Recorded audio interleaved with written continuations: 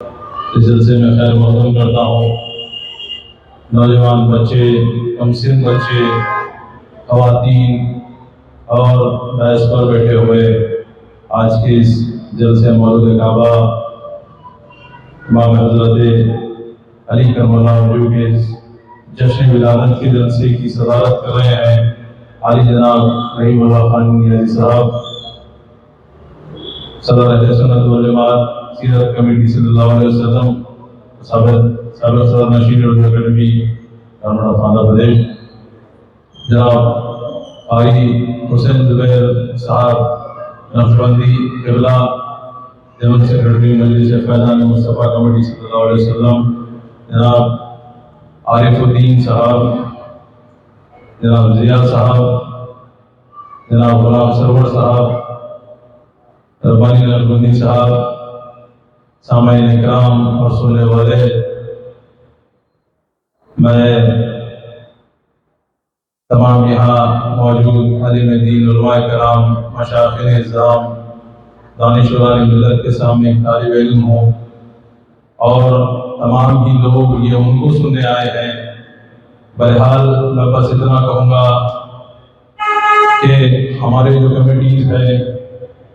چاہے وہ اہل سنت والجماعت سیرت کمیٹی صلی اللہ علیہ وسلم ہو یا مجلس فیضان مصطفیٰ کمیٹی صلی اللہ علیہ وسلم ہو یا غلام علی مصطفیٰ کمیٹی صلی اللہ علیہ وسلم ہو یا ہمارا فاؤنڈیشن NGO یا فاؤنڈیشن انڈیا ہو، یہ تمام کمیٹیوں کا ایک مقصد ہے۔ پچھلے جو جلسہ گزرا حضرت اویس قرنی رحمۃ اللہ علیہ کا، اور اس سے پہلے خواجہ غریب نواز الولی کا جلسہ میں جو ہے جشن ہم نے کیا، تو کہنے والوں نے اور سننے والوں میں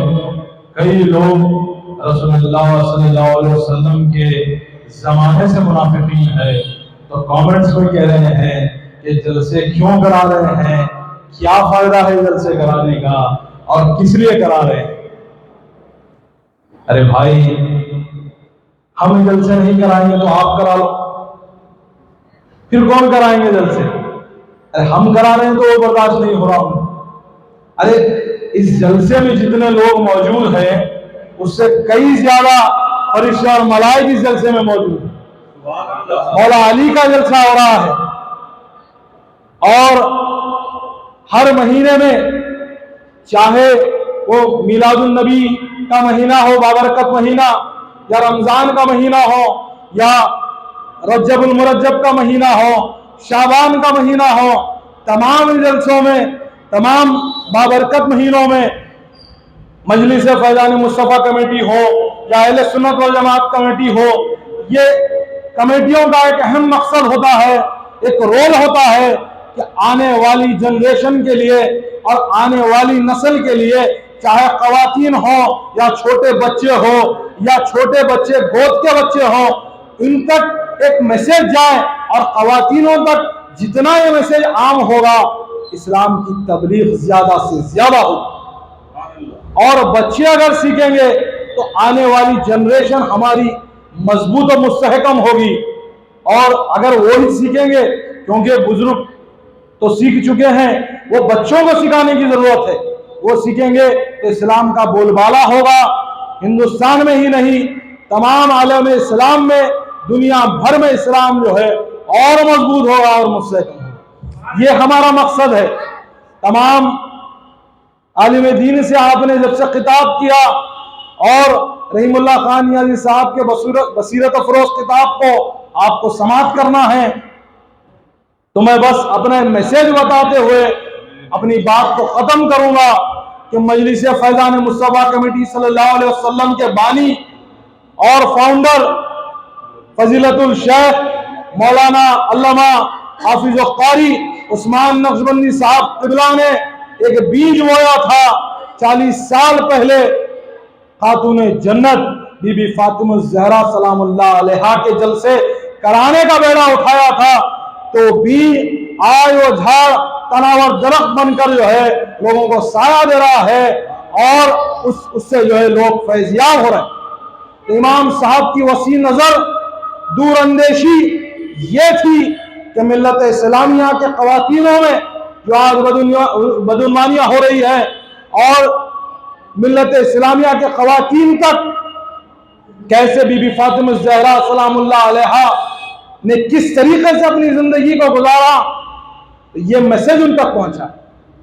کیونکہ ایک آدمی،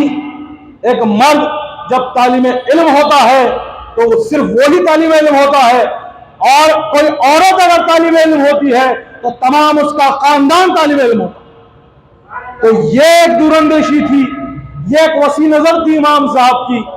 کہ تمام امت محمدیہ کے خواتینوں کو یہ میسج، یہ پیغام پہنچایا جائے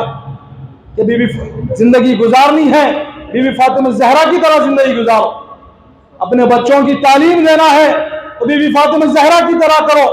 اپنے شوہر کی اطاعت کرنا ہے تو بی بی فاطمہ الزہرا کی طرح کرو، اپنے باپ سے محبت کرنا ہے تو بی بی فاطمہ الزہرا کی طرح کرو۔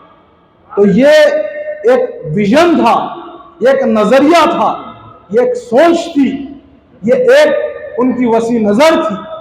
اور ملت اسلامیہ کو بہتر بنانے کے لیے ایک جذبہ تھا، ایک جنون تھا، ایک دیوانگی تھی، ایک پاگل پن تھا۔ اور آگے بڑھتے بڑھتے جو ہے آج مجلس فیضان مصطفیٰ کمیٹی کے جلسے، 6 جلسے پچھلے مہینے ہوئے، جو حیدرآباد کی تاریخ نے پھر دیکھا۔ اضلاع میں جلسے ہو رہے ہیں، ڈسٹرکٹس میں ہو رہے ہیں، دوسری ریاستوں میں ہو رہے ہیں۔ تو امام صاحب کی وہ ایک سوچ آج سب کی سوچ بن چکی ہے۔ خواتین دور دور سے فون کر رہے ہیں، آ رہے ہیں، اور کب جلسہ ہے وہ ہم سے جو ہے معلوم کر رہے ہیں۔ تو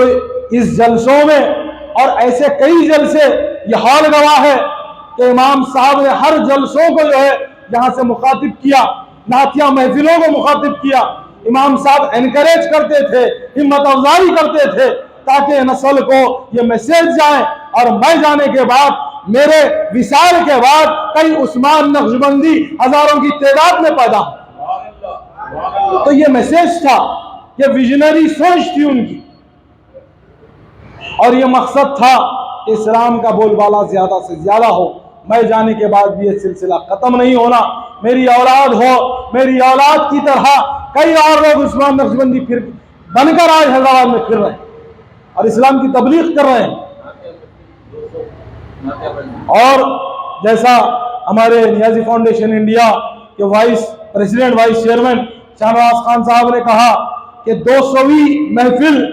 کی پیشن گوئی امام صاحب نے 5 مہینے پہلے کر دی تھی، اور لیٹر ہیڈ نکال کر سالار جنگ کالونی کا آفس گواہ ہے کہ انہوں نے لکھ کر جو ہے شانہ بشانہ رحیم اللہ خان نیازی صاحب موجود تھے، اور لکھایا کہ 200ویں محفل کیسی ہونی چاہیے، کون موجود ہونا چاہیے، کون خطابت کرنا چاہیے، کس کی نعت ہونی چاہیے۔ یہ دور اندیشی تھی، یہ ایمان کی علامت ہے، یہ اولیاء اللہ اور ولیوں کی علامت ہے کہ ولی جو ہوتے ہیں، ولی صفت جو ہوتے ہیں، مظلوم جو ہوتے ہیں، یہ ان کی علامت ہے، یہ موت سے نہیں ڈرتے، اور جب وقت آخری آتا ہے تو مسکراتے مسکراتے اس دنیا سے رخصت ہوئے امام سے۔